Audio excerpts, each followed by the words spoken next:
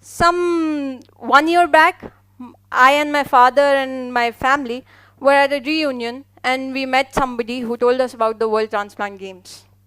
I decided I was going to take part in it, come what may. To represent the country is a big deal, and I decided to move forward. I was a national swimmer, and I was into sports since childhood. So I thought I will be able to make it. So I was practicing around 2.5 hours since past 4 years, and when these games came in my arena, I started to work more.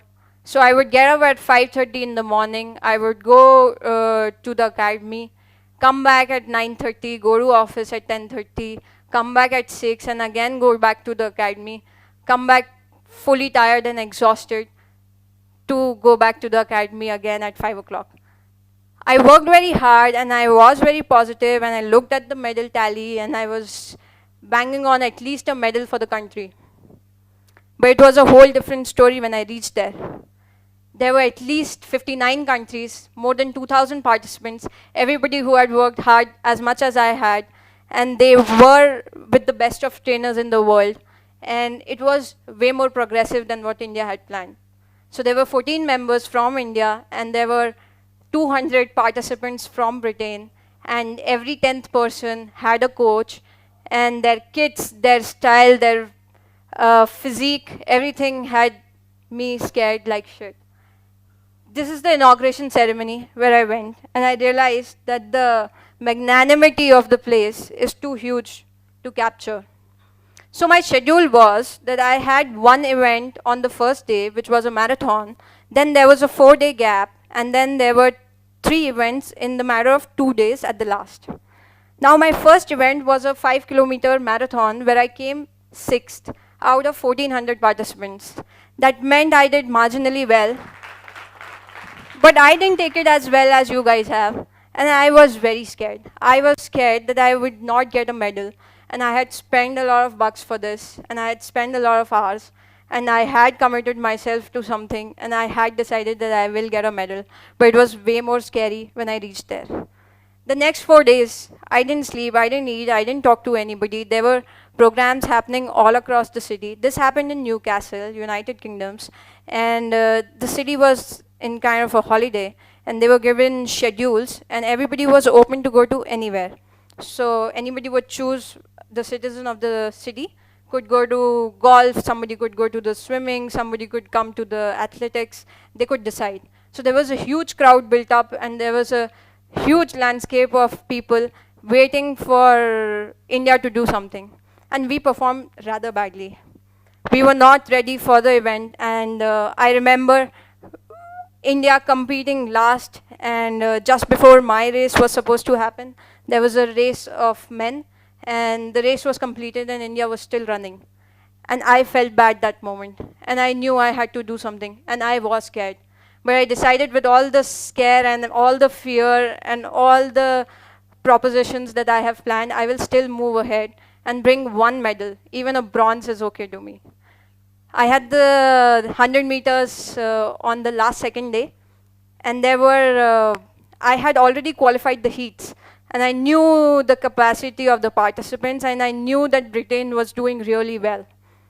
So we, in the 100 meters, I got a silver for the country, and believe me, the least I felt that moment was not happiness. It was such a strength of relief at that moment to know that I could do so well for the country, and I could put our name in the map, which was not there. The tally didn't have the country's name. I put it there among 59 countries. The next day was something very great, and it's a whole new different story when Indians go outside. And if you know, there are people who look down to us. And I had a very similar story during my long jump. Long jump was built up of 6 qualifiers, 6 heats. There were 3 qualifiers and 3 finals. My first jump, so in long jump, the farthest you are and the distance you have to cover, the farthest will start first. So my runway was the longest. And I thought I'm going to screw it up because people are going to see the big runway and I might jump very slightly. So the first jump that I made was gold. And after that, there were 14 participants who were struggling to meet that goal.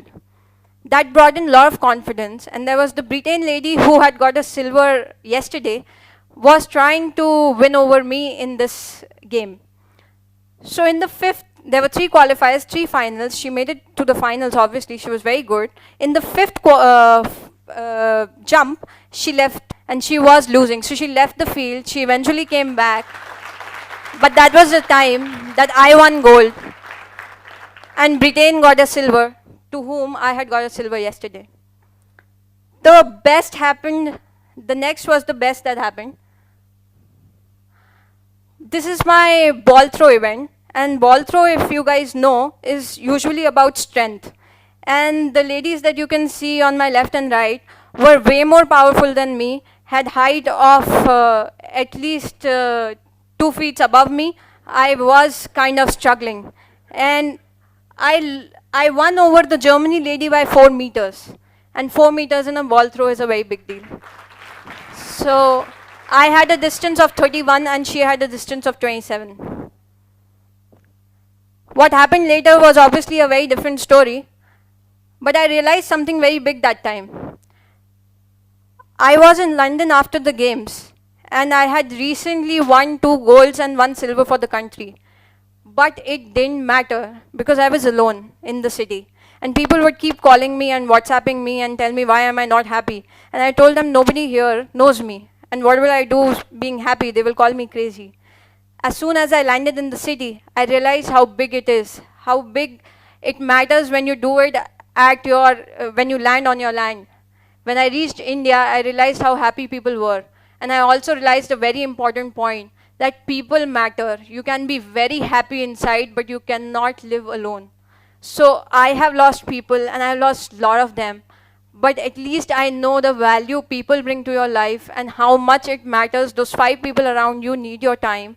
And I try to give that all the time, and I might not make it up, but I know, and I would like to tell everybody that keep people around you, because it doesn't matter. Whatever I have done, see, doing a transplant to these jumps, everything has happened out of love. Everything has happened because I wanted to make people around me happy, and that matters. Now today, I can proudly say that I am the world record holder for long jump and ball throw at the World Transplant Games. And I'm the only one in the country who's got 3 medals for India. Thank you.